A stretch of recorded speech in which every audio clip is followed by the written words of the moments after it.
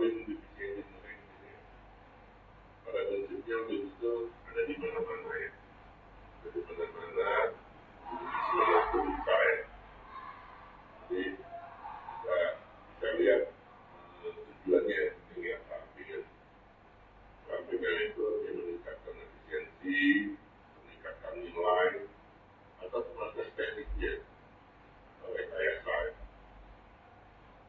Dengan engineering fokus pada peningkatan efisiensi sama dan operation pengurangan pemborosan.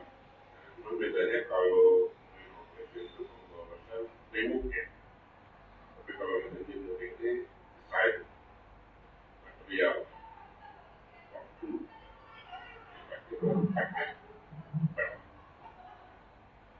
bagaimana orang mendesain suatu bangunan konstruksi itu sebaiknya optimum. Kalau sebaiknya kalau tebal platnya mesinnya itu bagus ya, gitu ini bagus, hasilnya juga bagus, tapi material digunakan mahal ya. Tapi kalau dimurahkan Bu, lagi kelas manajemen Lean.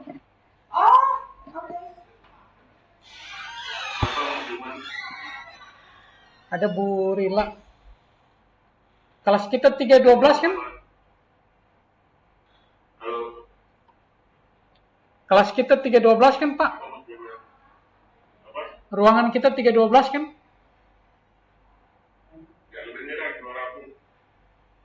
Iya 312. Iya, iya Bu Rila masuk tadi.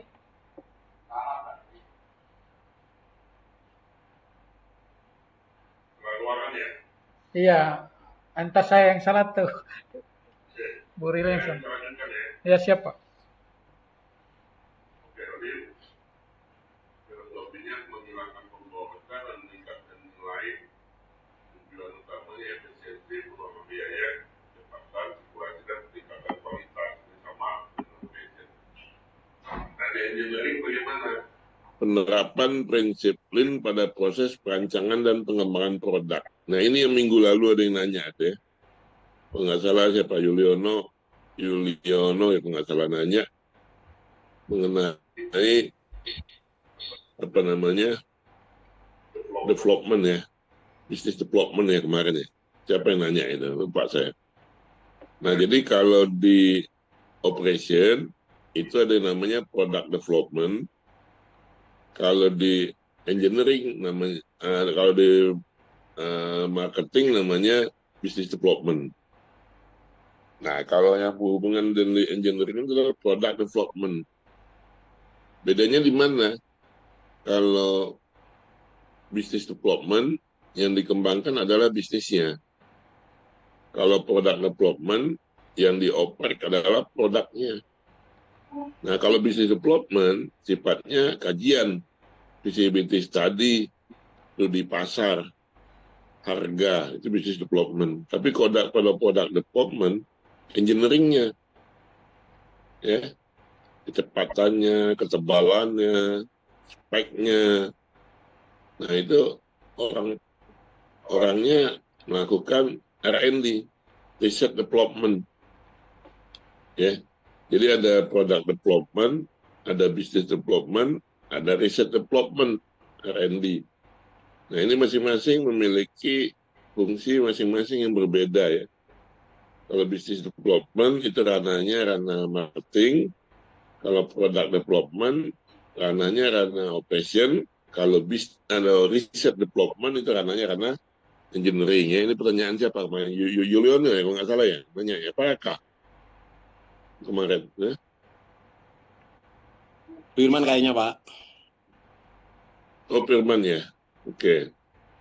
Jadi fokusnya adalah optimasi alur kerja. Nah, dia akan melihat ada sekuensial pekerjaan. Dan dia melihat juga kolaborasi fungsi, lintas fungsi, solusi cepat. Jadi schedule yang dipegang oleh orang engineering terhadap material yang digunakan atau spesifikasi atau flow proses atau SOP. Jadi makanya kalau di lapangan itu yang ditanya adalah pertama SOP, standar operasi prosedur, yang kedua IK-nya, instruksi kerja, nah, terus yang ketiga baru produknya yang dilihat hasilnya. Maka dari situ kalau orang audit, dia akan melihat eviden-eviden tersebut ya. Nah, eviden-eviden tersebut adanya di dokumen kontrol. Maka orang engineering harus punya staf namanya dokumen kontrol untuk melakukan namanya expediting data. Gitu ya. Oke, prinsip utamanya dalam lean di engineering ya, sifatnya adalah menentukan nilainya. Saya melakukan perampingan itu dampaknya apa? Nah, ya. Habis itu prosesnya, alirannya, atau flowchart-nya. Flowchart nilainya terhadap flowchart pelaksanaan. Nah, habis itu feedback, sistem tarik. Jadi PID-nya melakukan melihat dampak. Terus baru kita lakukan improvement, kesempurnaan. Ya. Jenis yang terjadi di waste to engineering itu overproduction. Overproduction itu biasanya berlebihan. Jadi membuat meja atau kursi platnya ketebalan, kakinya ketebalan gitu. Desainnya terlalu canggih. Padahal buat meja TK anak-anak misalnya. Beda halnya kalau kita bikin meja buat meja makan keluarga besar itu ya. Nah, itu desainnya disesuaikan. Menunggu approval. Biasanya karena sistem pengerjaan di engineering itu sekuensial berdasarkan elektrik ya, atau menggunakan limit switch, atau menggunakan statik, atau menggunakan conveyor system dan lain-lainnya. Nah itu biasanya ada proses menunggu di engineering-nya. Delay. Ya. Nah ini juga akan berpengaruh terhadap atau bisa dikembangkan ya, improvement menunggu approval engineering. Transportation, perpindahan dokumen, perpindahan alat, barang, FIFO, first in, first out, ya, proses barang, gudang, bahan mentah, diproses jadi bahan jadi di finishing masuk ke gudang, dispatch, dari dispatch masuk ke DO, delivery order. Nah itu juga sering terjadi waste time di delivery. Over processing ini berhubungan dengan produksi, tapi laporan dokumennya double pencatatan misalnya. Nah itu juga adanya di ranah engineering. Inventory sudah jelas, di operation dia produknya, di engineering adalah sistemnya atau peralatan yang digunakan. Karena 4M ya, manusia, mesin, metode. Mesinnya adalah ranah engineering ya, sama metode. Manusianya ranah operation. Motion, nah ini kadang-kadang orang engineering itu kelemahannya tuh cari-cari data. Dia tidak menyimpan dengan baik historical data, mulai data penawaran harga. Data penawaran harga kan marketing minta ya data engineering sebagai lampiran RAB atau MTO, material take off ya. Atau pada saat data dia sedang melakukan pemasangan atau gambar desain yang dibakukan ini setelah dipasang oleh bagian proyek. Nah itu sekarang suka hilang. Terus defect, kesalahan desain, salah baca gambar. Nah ada penawaran marketing mintanya membuat meja 4 kaki, dibuatnya meja 3 kaki misalnya. salah orang engineering. Alat atau metode lean engineering itu biasanya ada dikenal namanya value stream mapping.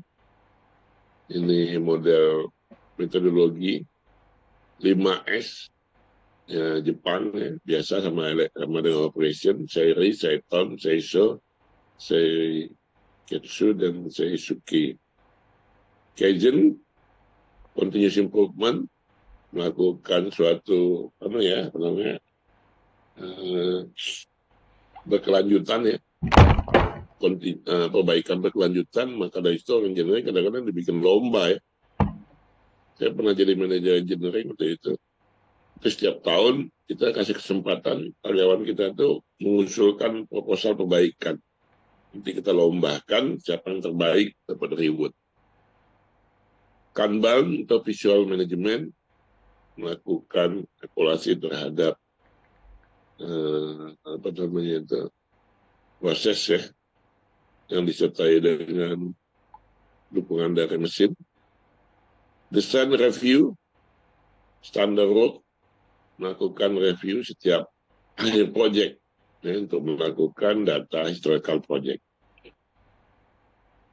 Implementasi dalam proses engineering, analisis workflow. Jadi topik-topik ini bisa Anda jadikan topik tugas akhir sebenarnya. Analisis workflow, bagaimana identifikasi tadi, waste, penerapan tadi, standarisasi proses, dan sistem visual. Apalagi sekarang sudah sistem online ya, digitalisasi dipakai ya. Kayak sekarang ngajarnya bisa online gitu ya. Kalau dulu kan nggak kepikir ya. Jadi COVID itu ada untungnya juga sebenarnya. Dan evaluasi. Contoh ya, contoh kasus habis menunggu approval ini banyak sekali 30%. Lalin bisa turun jadi 40%. Lead time atau desain berkurang 10 sampai 6 hari. Jadi terlihat kondisi harinya akan berubah menjadi lebih baik ya. Manfaat lean di divisi engineering sama dengan di operation, proyeknya lebih cepat, tenaga kerjanya nggak banyak, jadi workflow di engineering pembagiannya juga lebih seimbang ya. Biaya berkurang, speknya juga tidak boros, kolaborasi meningkat, jadi nggak banyak repair ya. Karena salah satu di engineering itu adalah kehandalan. Handalan itu artinya jangan pada saat ada orang engineering atau teknisi mesin itu bagus, pada saat ditinggal mesin itu rusak.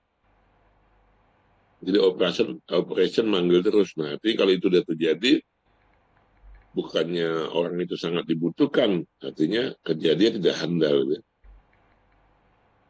Revisi, penurunan apa aja dalam bentuk pemborosan tadi, kepuasan pelanggan naik. Pelanggannya engineering siapa? Operation. Ya. Kalau pelanggannya marketing, ya si apa namanya? Customer ya. Nah, pelanggannya engineering itu operation. Pelanggannya operation, marketing. Gitu ya. Jadi step one, head step di depan. Tantangan dan solusi, resistansi ya. Kalau ada perubahan sistem itu ada penolakan biasanya. Paling susah orang operation misalnya mau dari manual dirubah ke digital itu dia banyak alasan. Kurang dilakukan pelatihan, maka dari situ kadang-kadang ada perubahan sistem di engineering harus ada ini dulu, sosialisasi, habis itu training. Dokumentasi lemah tadi, historical data tidak disimpan dengan baik ya. Sosialisasi, dukungan manajemen ini sangat penting ya, dan pendekatan bertahap. Artinya banyak masih gaptek karyawan kita itu, nggak bisa kita rubah langsung dengan membalikan telapak tangan, harus bertahap. Indikator keberhasilan engineering misalnya dilihat dari siklus desainnya turun sekian persen, efisiensi perbaikannya turun, produktivitas naik, kepuasan pelanggan meningkat, biaya proyek turun. Jadi ujungnya UUD ya, ujung duit. Ya. Engineering menggunakan material dalam engineering, bagaimana efisiensinya berfokus pada optimalisasi material dan pemborosan sumber daya. Kalau material lebih banyak, lebih tebal, sumber dayanya akan semakin banyak juga ya. Waktu langkahnya apa? Desain dari awal meminimalkan sisa. Bahkan kalau perusahaan yang bagus itu, sisanya bisa dilebur kembali jadi satu material. Penggunaan material sesuai dengan spesifikasi, raw material, dan right use. Kalau orang engineering itu bekerja sama dengan orang warehouse, sangat baik, maka pada saat dia mendesain suatu kebutuhan material, dia harus melihat inventory yang ada di warehouse. Jangan sampai dia mendesain, orang procurement-nya beli materialnya, padahal stok di gudangnya ada. Nah, itu kan jadi inventory-nya meningkat ya. Mending kalau barangnya bisa awet lama. Kalau barangnya seminggu rusak, nah itu problemnya. Penerapan analisis value untuk menentukan material yang paling efisien. Jadi si orang engineering ini harus bekerjasama dengan orang QC, melihat beberapa spek material yang dibeli. Kan tipe banyak sekali kabel misalnya, ada merek Supreme, ada merek apa namanya Kalbe, ada merek kabel apa namanya Voxel gitu ya, dan lain-lain. Nah itu dia harus bekerja sama menganalisis yang mana yang paling efisien. Efisien tidak hanya harga, tapi juga kualitas dan delivery time. Ya.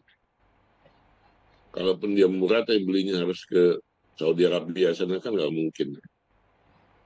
Memanfaatkan reuse, ya, lalu ulang, recycle. Jadi kalau perusahaan-perusahaan di beberapa perusahaan itu sisa sampah itu bisa dijadi bahan baku lagi. Ya. Kolaborasi dengan pemasok. Nah ini yang saya bilang di awal kemarin, just in time. Jadi orang engineering nggak perlu mengusulkan stok barang di gudang.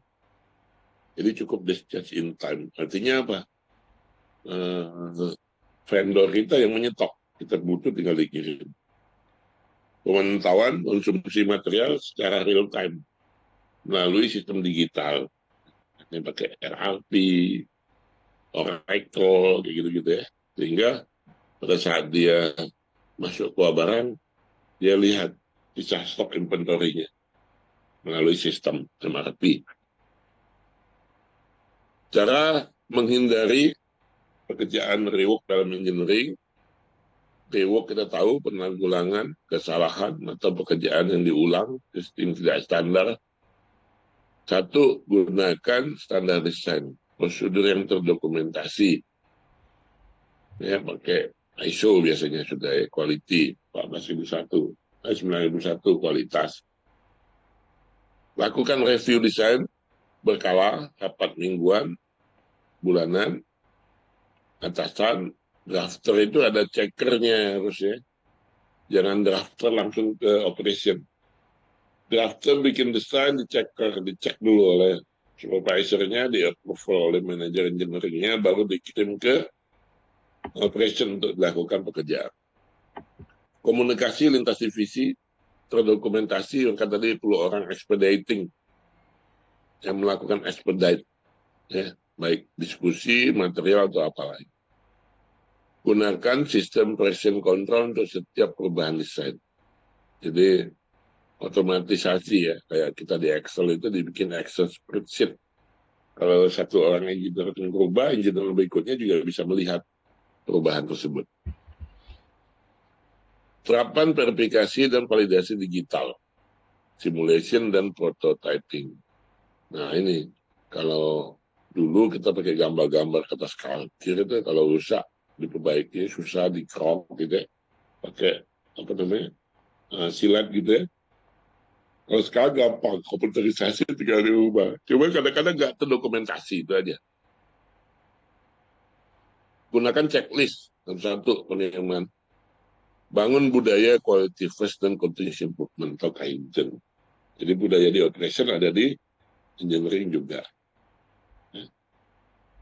Selanjutnya, software biasanya di engineering ini harus diperhatikan. Masih jelas ya, suara saya jelas ya di sana ya. Gambar-gambar udah jelas ya. Jelas, Pak. Oke. Contoh software AutoCAD gitu ya. Pastilah ada umumnya.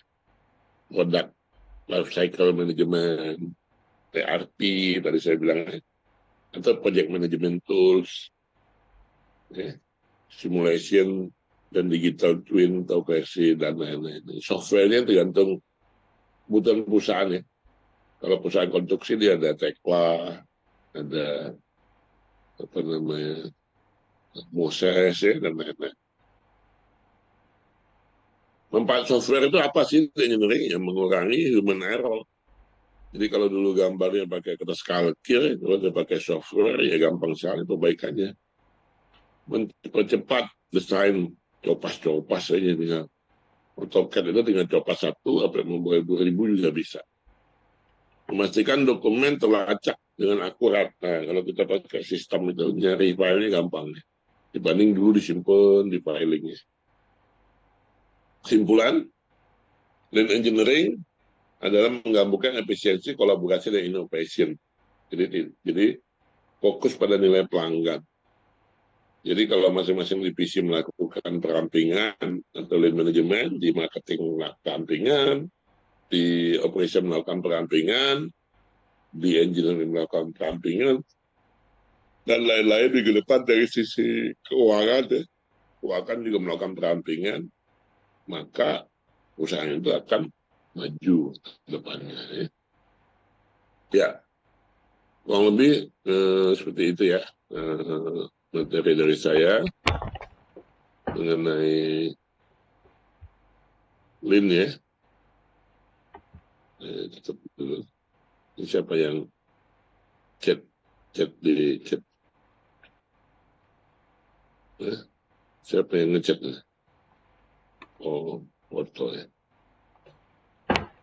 Oke teman-teman ya. Itu aja kurang lebih 30 menit materi dari saya. Sekarang saya masih ada waktu 30 menit untuk melihat progres ya. Minggu lalu tugasnya adalah setelah membuat matrik. Ngapain kemarin minggu lalu tugasnya? Ada yang ingat? Riset gap, Pak. Membuat Riset gap sama HPP. riset sama struktur cost, Pak. Enggak, selain struktur cost yang itu. Yang riset gap. Nah, riset gap. Oke. Coba masing-masing saya mau lihat dulu. Mas Yuliono dulu. Silakan. Riset gap masing-masing. Tolong satu deh. Struktur cost dikirim via WA group aja.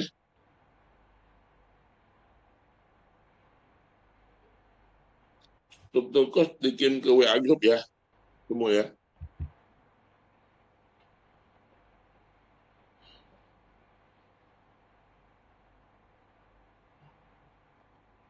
Ayo Mas Firman, silakan dipimpin. Mas Yuliono, saya mau lihat. dipersilakan Mas. Itu aja dulu, belum.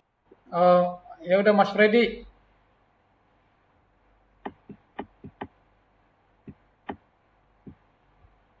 Mas Freddy. Ya, sebentar lagi buka filenya.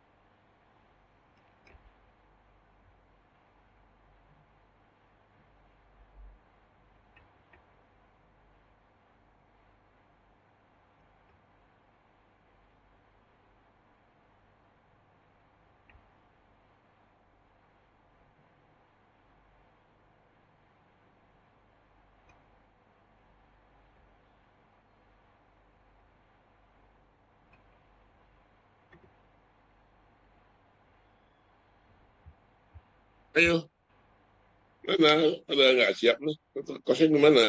Foto kos. Namanya riset gapnya gimana? Kalian udah belajar kan? Riset gap udah belajar Pak, kan semua? lagi buka file Pak. Bukan. Kuliahnya udah pernah belajar kan riset gap? Udah Pak. Hah? Waktu kuliah udah diajarin kan riset gap?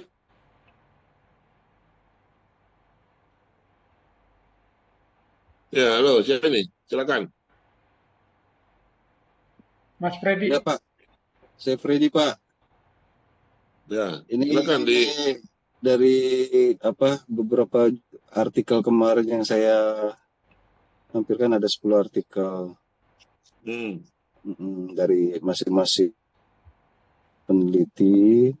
Judulnya Preview, Contribution, Limitation, Method, and Future Review. Ini dari artikel yang saya lampirkan. Berikut untuk research gap-nya. Di sini ada beberapa integrasi sistem SCM, Land Governance and Safety. Temuan dari literatur itu membahas aspek kebijakan hukum dan sosial secara terpisah. Di sini research gap-nya ini belum ada integrasi antara supply chain, land, governance and safety dalam distribusi BBM. Terus di sini kalau menurut saya apa yang harus dilakukan itu mengembangkan model terintegrasi land based fuel chain yang menghubungkan efisiensi aliran, governance, dan risiko keselamatan. Terus yang kedua, aspek safety dalam distribusi BBM di sini secara temuan literatur itu safety hanya disebut secara implisit, tidak dianalisis secara teknis Pak.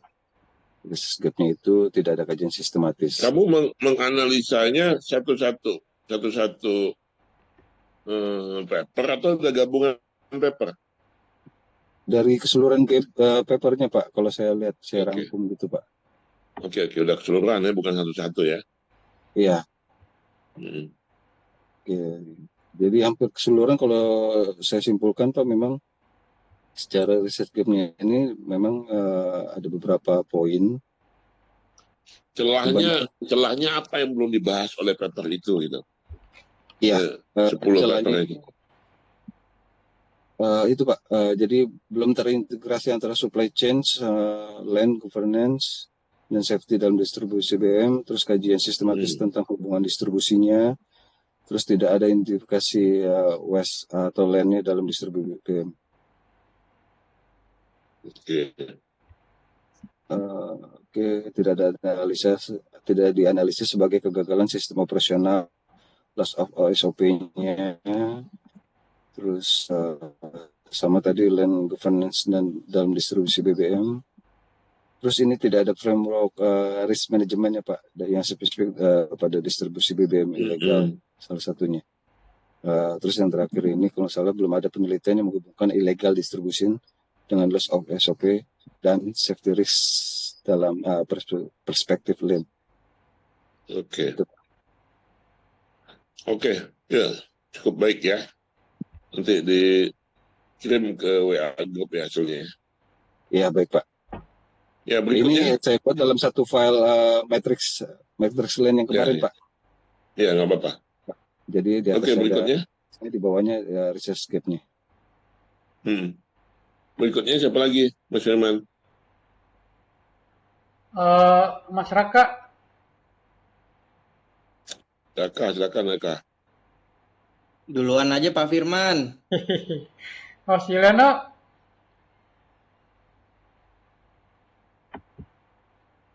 Ya udah punya saya aja. Siap.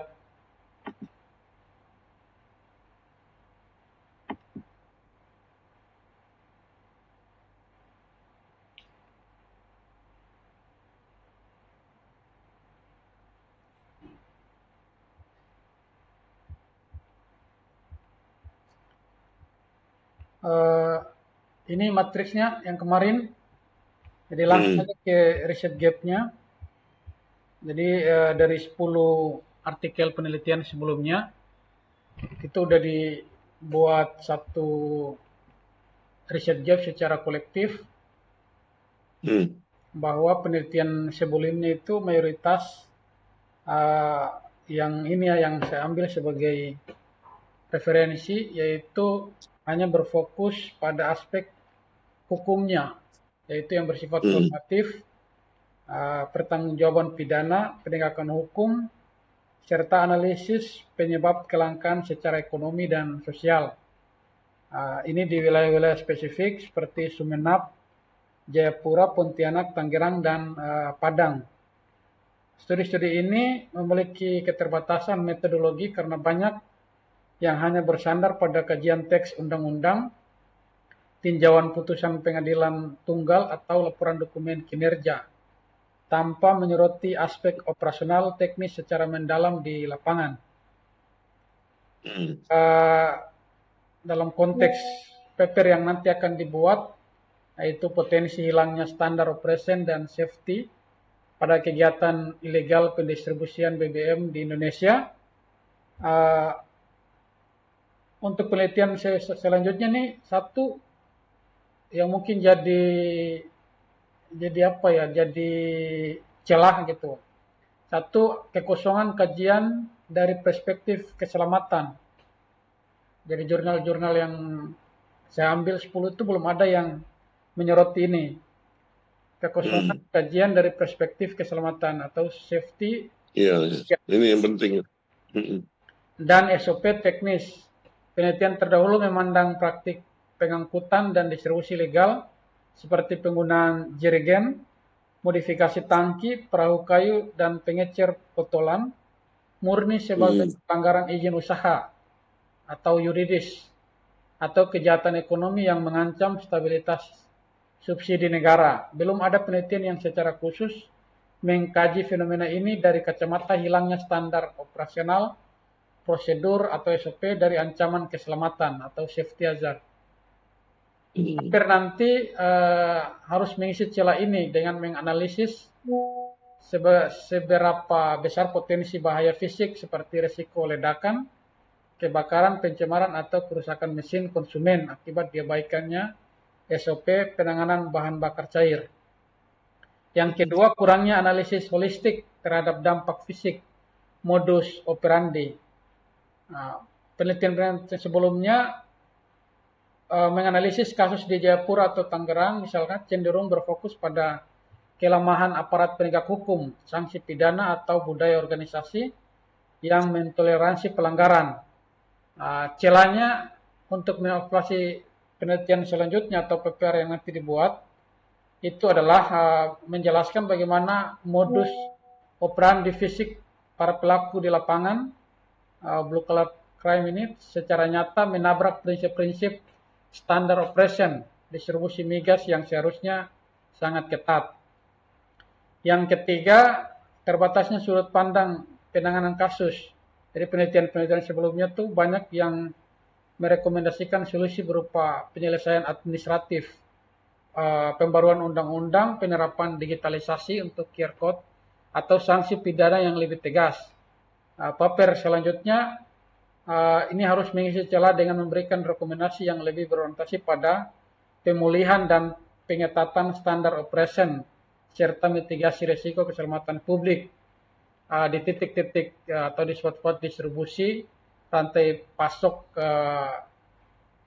SPBU atau BBM ini yang dilakukan secara ilegal.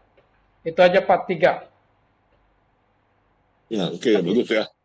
Jadi kalau si Freddy tadi riset gapnya dalam bentuk tabel ya, kuantitatif. Kalau Firman dalam bentuk kualitatif ya, dalam bentuk narasi ya. Kalau Freddy tadi dalam bentuk deskriptif namanya. Kalau ini naratif, oke. Selanjutnya Mas Yuliono. Yuliono mungkin saya minta share ini aja, struktur cost coba. Oh siap Pak. Dia lebih siap tuh kalau struktur cost Pak.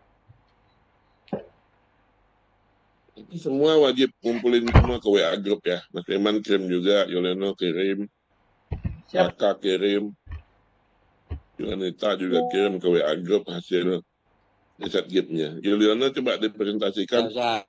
Bentar, Pak. struktur Bentar, cost. Pak. Struktur cost ya. Iya, Pak. Kita lihat. Udah sama belum Pak dengan yang saya maksud? Bentar, filenya, Pak.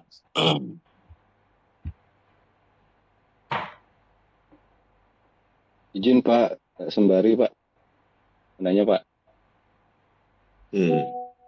Pak, di tempat saya kerja kan ada namanya budgeting Pak. Itu kan memang hampir menyerupai struktur cost ya Pak untuk project Pak.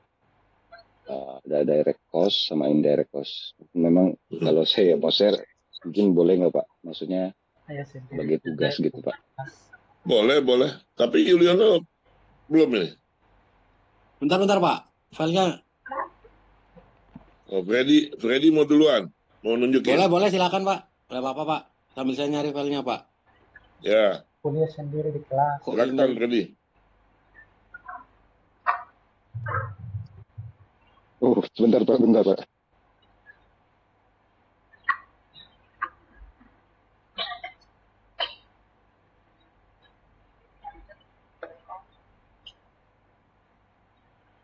Ini foto siapa ya? Foto yang namanya manajemen Lin nih.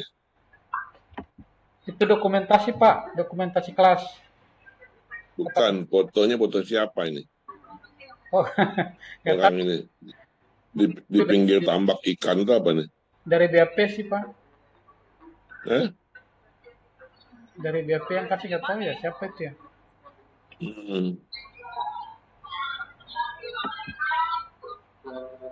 Sudah, Mas Freddy?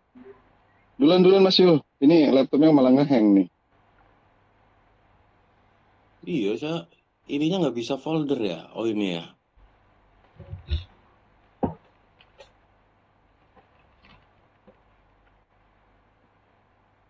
Kelihatan tidak, Pak? Ya, udah. Iya, jadi kalau struktur cost di perusahaan saya nggak tahu, Pak. Jadi saya ngambil contohnya yang dari umum aja, Pak, gitu.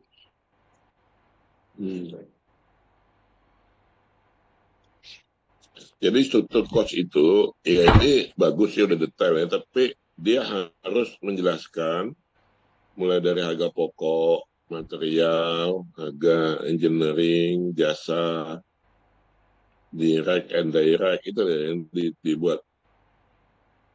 Sehingga detailnya mengisi gitu.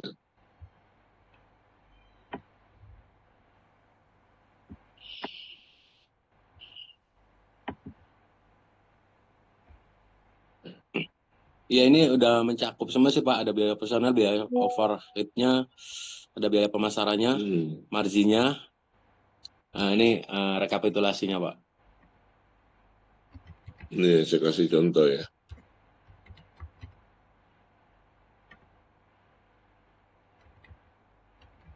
Coba saya yang share ya.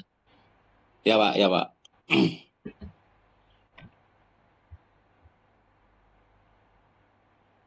Jadi ada variable cost, ada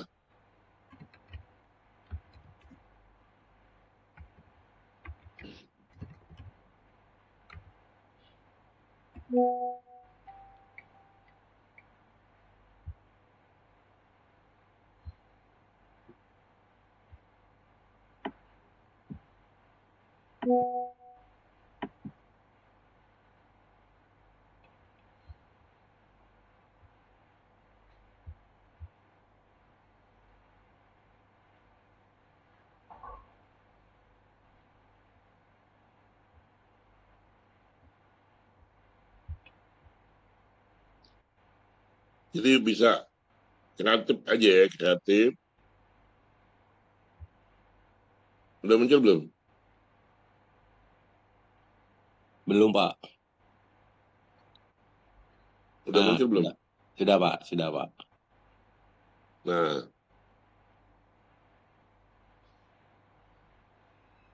seperti ini ya. Kecil ya. Nih, ini banyak nih. Ini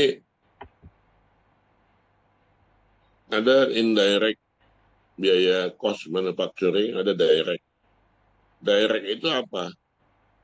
expenses, naik kerja langsung, labor cost-nya, dan material cost. Indirect, ya, ada juga. Ini pekerjaan langsung dengan produknya, ini yang support. Dua-duanya disebut manufacturing cost. Atau di atasnya ada tambahan biaya sales and general administration cost. Gabungan antara dua ini menjadi final cost. Final cost profitnya sekian, ambil profit, baru itu sales harga jual. Ada yang dia modelnya gini nih. Variable, mulai dari variable cost, fixed cost, dan lain-lain, menjadi nilai value dan nilai cost. Ya. Ada dia model gini nih. Direct and indirect nih, part material, wages, operation, indirect overhead, administration, dan lain-lain. Tinggal ada premium cost, faktor cost, dan lain-lain. Jadi kalau yang kreatif sendiri itu, lihat dari apa aja sih struktur cost sendiri nih. Understand manufacturing cost.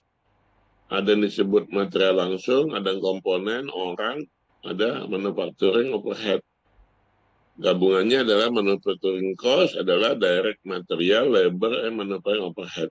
Sehingga direct materialnya sekian, overhead sekian, manufacturing sekian, overhead.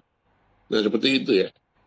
Jadi kalau coba iseng-iseng buka di Google-nya, struktur cost judulnya. Isinya apa? Karena ini adalah salah satu topik keyword kita di lean manufacturing. Ya, kalian bisa. Ada kan file saya muncul kan? Layar saya muncul kan? Muncul Pak, muncul. Muncul Pak. Ya. Gitu. Memahami cost structure gitu ya, apa ini. Coba kreatif sendiri ya. Izin Pak, izin share screen. Izin share screen Oh Pak. ya, silakan Pak. Mas Freddy. Cost reduction gitu ya. Cost structure itu banyak nih. Jadi komponen-komponennya dulu nih yang penting nih. Ada variable cost, ada fixed cost, ada overhead. Nanti ujung-ujungnya kayak gini nih. Salesnya berapa harga jualnya? Harga jualnya dapat dari final cost sama profit. Profit final cost dapat dari ini dapat dari. Nah gitu. Ngerti nggak maksudnya? Maksud saya ngerti ya? Ngerti Pak. Ngerti Pak. Izin share Pak, kalau boleh Pak. Oke. Kita tutup dulu.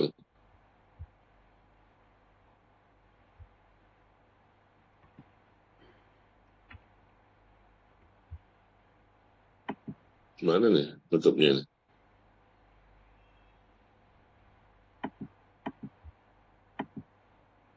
Di mana toolbar tadi?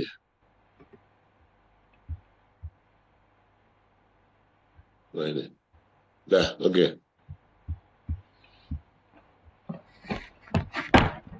Silakan, siapa tadi? Mas Freddy, silakan. Ya. Nah, seperti ini Pak. Di sini ada dua kategori Pak. Poin A, direct cost. Di sini direct cost-nya itu ada beberapa, ada manpower, material, sama equipment Pak.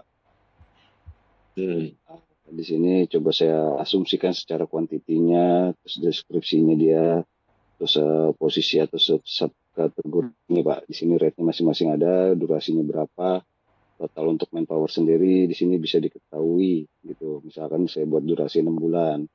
Dari rate-nya itu sekitar misalkan untuk project manager 40. Ini saya ambil case untuk di dunia project ya Pak ya. Di kerjaan saya Pak. Indirect-nya mana indirect-nya? Indirect di bawahnya Pak. Indirect ini ada site overhead-nya kayak kantor, ada utilitasnya, ATK, terus komunikasi, akomodasi, konsumsi lah. Transport untuk BBM mobil, kita hitungnya lus ini Pak. Terus ini support, ini QC itu kayak untuk peralatan berapa? Bukan lus, LS itu bukan lus tapi lamsam. Lamsam ya, sorry Pak. Terus safety yang mungkin untuk ini kelengkapannya support untuk planning, dokumen kontrol, asuransi, ada legal cost juga. Mobilisasi sebenarnya di sini ada mobilisasi, demobilisasi juga. Di sini ada untuk GA, general affair-nya ada overhead, ada finance, HR, support pusatnya ya Pak. Ada marketing atau BD. Oke, terus ininya APP, harga pokok produksi, harga pokok penjualan. Mana? Profitnya, salesnya mana? Belum ya?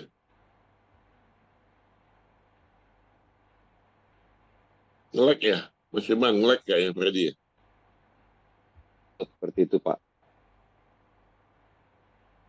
Ya. Oke, udah bagus ya. Cuman tambahin tadi ya, Mas Freddy. Apa tuh Pak? Tambahin tadi. Jadi sehingga kalau dia tambah profit, price harga jual, jadi ada material, ya, direct, Iya, indirect, variable cost, fixed cost, overhead, ya, iya. direct, indirect, fixed cost, variable cost, overhead, administration, sales, ujungnya profit, baru harga Iya. jual. Kalau harga jual di sini namanya saya total project value Pak. Oh ya, oke. Jadi total project value itu sekitar 8M. Inilah yang dari Ya, berapa persen jadi profitnya? 15% ya? 15%. Variasi sih Pak. Kadang bisa ada yang juga di bawah 10% sih Pak, menyesuaikan Ya, ya, nilai ininya juga. Seperti itu ya. sih Pak. Oke. Oke ya, dikirim ya tetapnya semua. Oh, Semua siap. dikirim, teman-teman semua dikirim, baik yang apa namanya itu, Yunita kasih tahu ya, apa namanya Firman, Siapa? baik yang riset gap maupun struktur cost semua dikirim ya. Oke, nanti minggu depan kita akan ketemu lagi. Saya pikir cukup dulu, jam 8 saya ada nguji. Mohon izin ya, jadi minggu depan kita offline. Kita akan melanjutkan dari riset gap tersebut. Kalian tugasnya adalah buat minggu depan mencari kuesioner pertanyaan-pertanyaan dari paper masing-masing tadi. Menyiapkan kuesioner atau mengcopy kuesioner apa nanti yang ada di 10 paper tersebut. Kuesioner di Pak Firman sendiri, kuesioner di Pak Raka, Pak Freddy, macam-macam, Yuliono, itu ada kuesioner kan, mereka ngirim kuesioner. Nah, itu ya ambil pertanyaan, butiran-butiran pertanyaannya disusun sebanyak mungkin.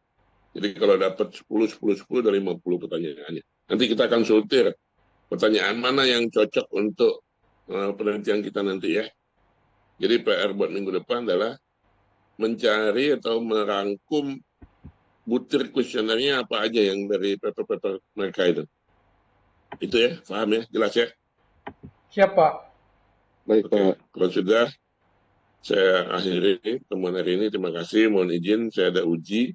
Silakan melakukan aktivitas masing-masing. Dia ikut tugas mandiri sampai jam 9 ini adalah kalian mencari kuesioner pertanyaan, butir pertanyaan dari penelitian-penelitian mereka itu ya.